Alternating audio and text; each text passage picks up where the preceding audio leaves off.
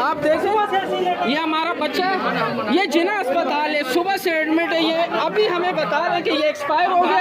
Doctor भाग गए, doctor बिल्कुल भाग गए हैं। डॉक्टर यहाँ मौजूद नहीं है बिल्कुल भी।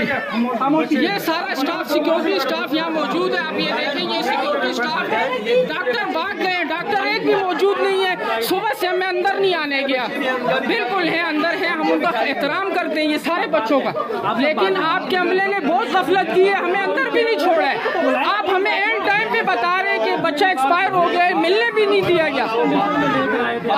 आप डॉक्टर को पेश करें। डॉक्टर किधर गई? वो इधर मोटी डॉक्टर बैठी हुई थी, वो डॉक्टर को लेके आप डॉक्टर को भेजें। ये उनका बेटा नहीं है, ये हमारा बेटा है।